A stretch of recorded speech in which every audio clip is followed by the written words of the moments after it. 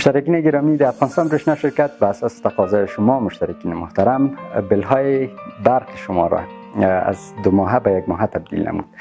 ولی متاسفانه در این اواخر در صفحات اجتماعی یک تعداد افراد سوء تفاهم‌های را به میان آورده که گویا در افغانستان برشنا شرکت تعرفه را تغییر داده و مصارف مشترک را بلند برده، در حالی که این موضوع از لحاظ تکنیکی کاملا اشتباه بوده و قسمی که شما در تختمی بینین کاتگوری های قبلی ما به حالت به این شکل بوده، تعرفه به حالت خود باقی میمانه، تنها تغییری که آمده تعرف کاتگوری از تقسیم 2 شده و به این حالت برمیگرده. به فرض این که مشترک در 2 ماه 700 کیلووات برق مصرف میکنه،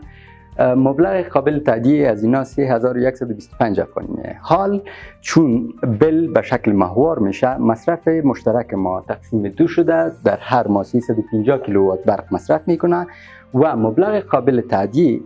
مشترک ما مناسبی یا نصف قیمت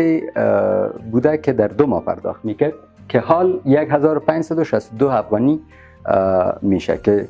در 2 ماه دوباره 3125 افغانی بالای مشترک چارج میشه.